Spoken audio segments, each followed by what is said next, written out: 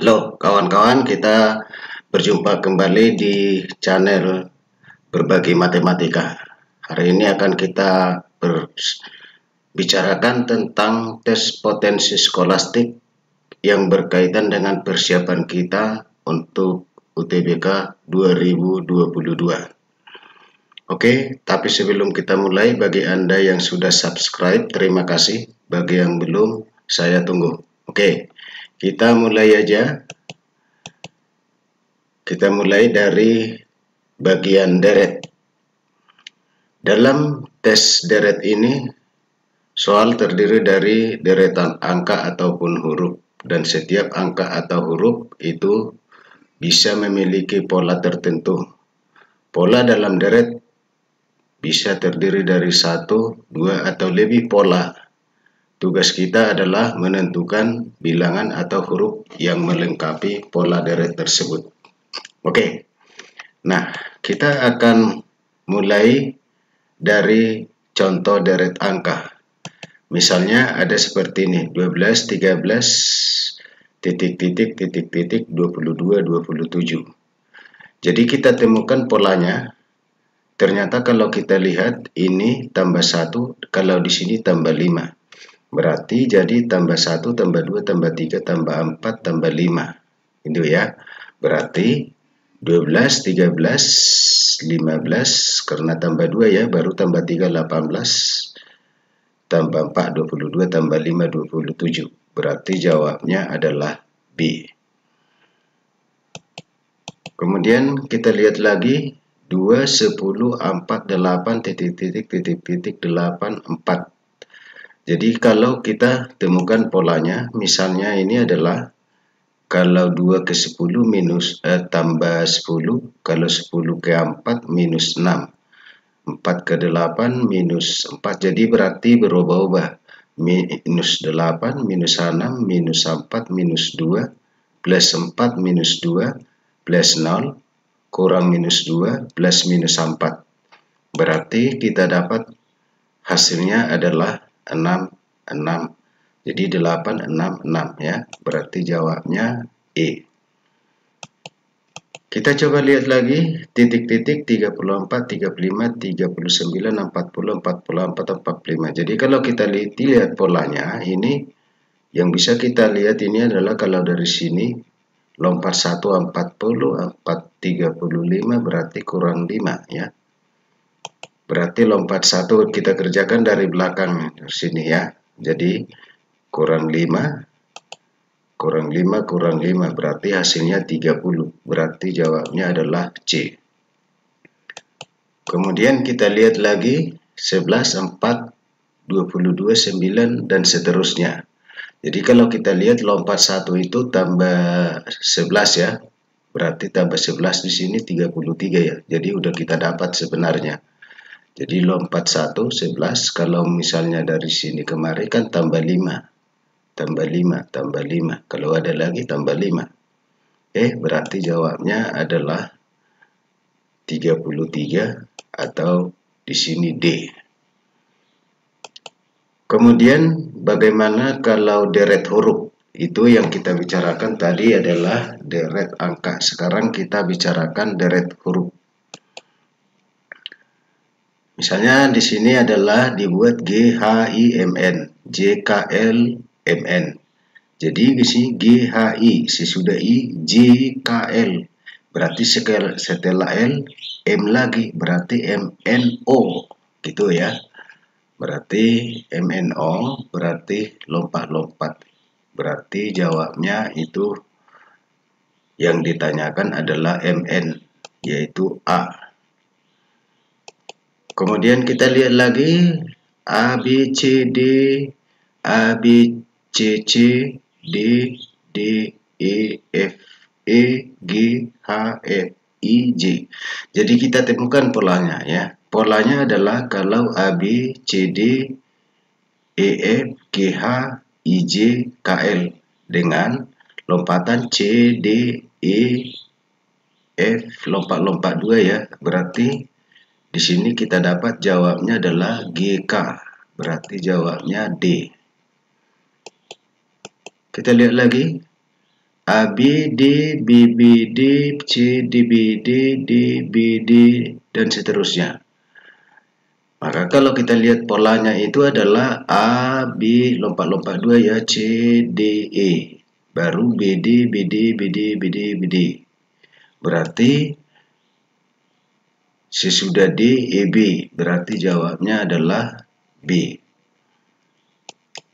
Kemudian kita lihat suatu deret BMN, DOP, F, QR. Kita temukan polanya, ternyata adalah BMN, OP, lompat-lompat 1 ya. Jadi B, D, F, sesudah B kan C, D. Jadi lompat 1 dilompati. Ya, berarti kita dapat jawabnya adalah sesudah R, G, S, T. Berarti jawabnya adalah D. Selanjutnya kita lihat lagi tentang himpunan. Nah, jadi himpunan adalah objek-objek yang terdefinisi dengan baik dan dapat dibedakan antara anggota dengan bukan anggota. Nah, kita akan bahas beberapa operasi pada himpunan. Kalau A iris B itu artinya adalah X elemen B, elemen A, dan X elemen B. Kalau kita gambarkan kira-kira seperti ini dia. Jadi dia dimiliki dua-duanya, ya. Karena di sini penghubungnya dan. Jadi kalau iris ini penghubungnya dan. Kemudian ada A gabung B. Jadi A gabung B adalah X elemen A atau X elemen B, ya. Kalau kita gambarkan kira-kira begini dia. Jadi setidaknya dia masuk pada 1A atau B. Kemudian kalau A kurang B itu adalah anggota A yang dan bukan anggota B. Jadi X elemen A dan X bukan elemen B. Kalau kita gambarkan kira-kira seperti ini dia. Anggota A yang tidak termasuk ke B. Ini kan termasuk ke B ini. Jadi ini nggak ikut. Beda kalau dibuat B kurang A. Kalau dibuat B kurang A berarti X elemen B dan X bukan elemen A. Kalau kita gambarkan kira-kira seperti ini dia, ya. Kemudian kalau A komplement itu adalah anggota semesta dan X bukan anggota A. Kalau kita gambarkan kira-kira seperti ini dia. Jadi kalau ini adalah anggota A berarti yang di luarnya ini yang hitam ini. Tapi di dalam S ini persegi panjang ini, ya. Kemudian kita lihat lagi kalau A tambah B, ya. A tambah B adalah X elemen A atau X elemen B dan X bukan elemen A iris B. Jadi kalau saya gambarkan kira-kira begini dia, ya. Nah, itu. Nah, selanjutnya kita akan bicara mengenai kardinal himpunan. Kalau dikatakan kardinal himpunan adalah banyaknya anggota dari suatu himpunan, ya. Jadi operasi-operasi yang berlaku kalau NA gabung B sama dengan NA tambah NB kurang NA iris B. Kemudian kalau ada 3 berarti kalau NA gabung B gabung C berarti NA tambah NB tambah NC kurang NA iris B kurang NA iris C kurang NB iris C ditambah NA iris B iris C. Nah, gitu dia. Jadi ini sangat kita pakai nanti untuk mengerjakan soal. Kita akan buatkan contohnya. Ada 120 orang mahasiswa, 65 orang senang atletik, 65 orang senang basket, 60 orang senang renang, 25 orang senang atletik dan renang, 30 orang senang atletik dan basket, dan 30 orang senang basket dan renang. Banyaknya mahasiswa yang suka atletik, basket, dan renang. Itu berapa? Jadi rumusnya kita sudah punya tadi. Kita tinggal pakai itu. Gabungannya semua sudah 120. Yang suka atletik 65, basket 65, renang 60. Dikurang 25. Ini tadi kurang 30 kurang 35. ditambah yang ditanya ini. Berarti kita dapat yang suka ketiganya itu adalah 120 kurang 100 sama dengan 20. Kita lihat lagi. Bilangan berikut membentuk deret X10. Jadi kita latihan aja hari ini. X 10, 12, 7, 24, 4, 48, 1Y. Maka nilai X dan Y adalah berapa? Kita temukan polanya. Ini tadi berarti kalau kita lihat polanya ini dari sini kemari kali 2, kalikan kemari kali 2. Berarti Y-nya itu ini kali 2. Berarti kita dapat Y-nya sama dengan 2 kali 48. Berarti Y-nya 96. Kalau X-nya ini berarti ini X kali 2. Ya, berarti X kali 2 sama dengan 12. Maka kita dapat X-nya sama dengan 6. Berarti jawabnya C. Kemudian kita lihat lagi. Bilangan berikut membentuk deret X 28, 14, 14, 8, Y, maka nilai X dan Y sama dengan berapa? Jadi kita temukan dulu polanya. Ternyata kalau kita perhatikan lompat 1 ini kurang 6, kurang 6. Kalau di sini kemari berarti tambah 6 ya. Berarti tambah 6, tambah 6. Berarti X tambah 6 sama dengan 8, berarti X-nya sama dengan 2. Kemudian 6 tambah 14 sama dengan Y. Berarti Y-nya sama dengan 20. Berarti jawabnya adalah C. Kemudian kita lihat lagi, angka di dalam segitiga dibentuk dari bilangan di luar segitiga menggunakan pola aritmetika. Jika pola aritmetika pada segitiga pertama dan segitiga kedua identik, maka X pada segitiga kedua itu sama dengan berapa? Jadi kita lihat, ternyata kalau kita perhatikan bahwa 4 ini kita peroleh dari 44 dibagi 3 tambah 8. Jadi 3 tambah 8, 11. Berarti 44 dibagi 11, 4. Berarti kita pakailah metode itu untuk mencari X di sini. Berarti X-nya sama dengan 48 dibagi 3 tambah 9. Berarti 48 dibagi 12 sama dengan 4. Berarti jawabnya adalah E. Selanjutnya kita lihat lagi. Angka di dalam dibentuk dari bilangan-bilangan di luar menggunakan pola aritmetika. Jika pola aritmetika pada persegi panjang pertama dan persegi panjang kedua identik, maka X pada persegi panjang kedua adalah yang mana?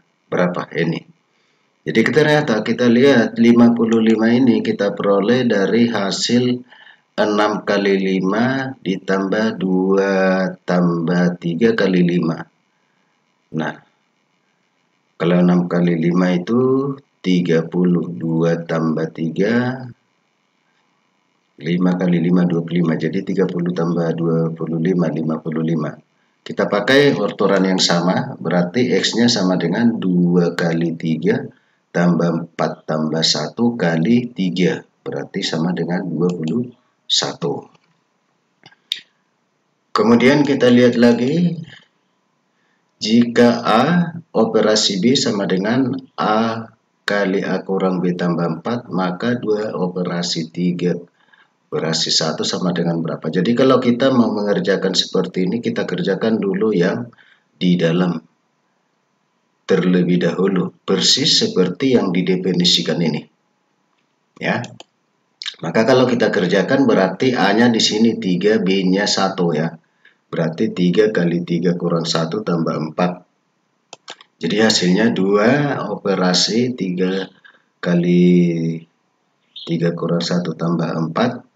Dapat kita cari itu sama dengan 18. Jadi 2 operasi 18. Sekarang A-nya 2, B-nya 18. Sehingga kita dapatkan 2 kali 2 kurang 18 tambah 4. Maka kita dapat hasilnya adalah 2 minus 24. Berarti jawabnya A. Selanjutnya kita lihat lagi. Jika P 12 5/6 tambah 2 3/8 tambah 21/4 dan Q sama dengan 2/6 kali 1 4/10 dibagi 1 3/5, maka nilai P tambah Q sama dengan berapa? Nah, jadi kita cari dulu P yang sederhana ya. Sesudah kita kerjakan, boleh menggunakan metode yang saya buat ini. Lalu kita cari Q-nya ya. Seperti ini, maka kalau kita jumlahkan katanya tadi berarti 36 3/4, berarti jawabnya B. Kemudian kita lihat lagi, jika X jumlah bilangan ganjil antara 11 dan 40 dan Y jumlah bilangan genap antara 11 dan 40, maka hubungan X dan Y. Nah, jadi kalau kita perhatikan X itu bilangan ganjil dari antara 11 sampai 40. Berarti 13 ini semua sampai 39 kalau kita cari hasilnya 364. Sedangkan Y-nya adalah bilangan genap. Ya, berarti jumlahnya 305. Kesimpulannya apa? Bahwa X lebih besar dari Y. Metode yang lain bisa kita pakai, kita cukup jumlahkan aja 13 dan 39, hasilnya 52. Sedangkan 12 tambah 38 hasilnya 50. Berarti kita simpulkan adalah bahwa X-nya memang lebih besar dari Y. Selanjutnya kita lihat lagi, manakah yang paling besar? 1/9 kali 70% tambah ini semuanya. Jadi caranya mudah aja. Abaikan aja persennya ya. Dibagi B-nya kita dapat 8,125. Kemudian C-nya 14,4. Kemudian D-nya 15,7, E-nya kita dapat 17,25, berarti jawabnya adalah E. Kemudian kita lihat lagi, A/3 terletak di sebelah kiri 3/B. Manakah hubungan yang benar antara kuantitas P dan Q berikut berdasarkan informasi yang diberikan? Di sini informasi yang diberikan adalah P sama dengan 10 dan Q A kali B. Berarti kita harus tahu berapa A kali B. Nah, kalau A/3 terletak di sebelah kiri 3/B, itu artinya adalah bahwa A/3 lebih kecil dari 3/B. Berarti kita selesaikan ini. Caranya adalah pindahkan ke sebelah kiri. Itu langkah pertama. Kemudian samakan penyebutnya. Disamakan penyebutnya berarti AB kurang 9/3B. Nah, dalam posisi seperti ini ada dua kemungkinannya. Kemungkinan yang pertama adalah pembilang positif penyebut negatif. Karena positif dibagi negatif kan hasilnya negatif. Negatif itu lebih kecil dari 0. Nah, kalau posisi seperti ini berarti AB kurang 9 lebih besar dari 0, berarti AB lebih besar dari 9. Kalau dikatakan AB lebih besar dari 9, berarti bisa 10, 11, 12, 13. Nah, kemudian bisa saja pembilang negatif penyebut positif. Berarti dalam kondisi ini berarti AB kurang 9 lebih kecil dari 0. Berarti AB lebih kecil dari 9. Kalau lebih kecil dari 9 berarti bisa 8, 7, 6, dan seterusnya. Nah, melihat yang tidak konsisten antara keduanya ini, maka dapat kita putuskan bahwa informasi yang diberikan tidak lengkap. Kemudian kita lihat jika X sama dengan 2A kuadrat kurang 5 dan Y sama dengan 4A kuadrat tambah 5 dengan A adalah bilangan asli. Kalau bilangan asli berarti mulai dari 1, 1, 2, 3, dan seterusnya. Ya. Nah, berarti kita uraikan dulu ini. Ternyata kita lihat kalau Y ini bisa kita ubah menjadi 2 kali 2A kuadrat kurang 5 tambah 15. Nah, berarti Y-nya adalah 2A tambah 15. Kesimpulannya apa? Berarti X-nya itu pasti lebih kecil dari Y. Oke. Kemudian kita lihat lagi. Jika A, B, C sama dengan 10 dan A, B, C adalah bilangan bulat positif yang berbeda, manakah pernyataan di bawah ini yang benar? Nah, di sini ada beberapa yang diketahui. Nah, jadi kita harus cari dulu berapa A, berapa B, berapa C. Ternyata kalau dengan syarat seperti ini bilangan bulat positif, berarti A itu ada beberapa kemungkinan, A-nya 1, B-nya 2, C-nya 5. Bisa saja A-nya 2, B-nya 1, C-nya 5. Atau A-nya 5, B-nya 2, C-nya 1. Nah, tetapi yang manapun itu hasilnya adalah 10. Nah, kalau begitu dapat kita simpulkan bahwa kalau kita jumlahkan berarti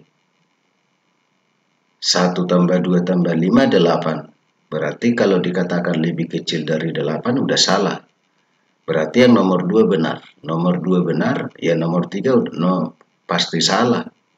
Karena di sini katanya bilangan genap, sementara di sini ada bilangan ganjil. Nah, berarti yang benar sudah pasti 24. Selanjutnya kita lihat lagi daerah yang diarsir. Jadi sesuai dengan definisi dari yang kita pelajari tadi, berarti dapat kita simpulkan bahwa yang diarsir ini adalah A iris B gabung C. Berarti jawabnya E. Kemudian kita lihat lagi, jika rata-rata 3 bilangan ganjil berurutan adalah 41, maka pernyataan yang benar adalah. Jadi kalau kita perhatikan ini, kita misalkan N itu adalah bilangan ganjil. Berarti N tambah N tambah 2 tambah N tambah 4 per 3 adalah 41. Karena rata-ratanya 41. Kalau kita selesaikan persamaan ini berarti 3N tambah 6 sama dengan 123. 3 kali 41, 123. Berarti 3N-nya sama dengan 117 atau N-nya 39. Kalau N-nya 39 kita gantikan kemarin, berarti bilangannya adalah 39, 41, dan 45. Nah, jumlah bilangan terbesar dan terkecil adalah 80. Yang terbesar 39, yang terbesar 48. Jumlahnya ini adalah 84. Berarti sebenarnya 84.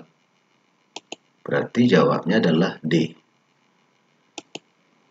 Kemudian kita lihat lagi, suatu sekolah terdiri dari 100 siswa pria dan 75 siswa wanita. Dari kelas tersebut diketahui 75 orang menggunakan kacamata dengan 30 orang diantaranya adalah wanita. Manakah pernyataan yang benar? Jadi kalau kita perhatikan, 10 tambah 75 itu 175. Yang pakai kacamata 75.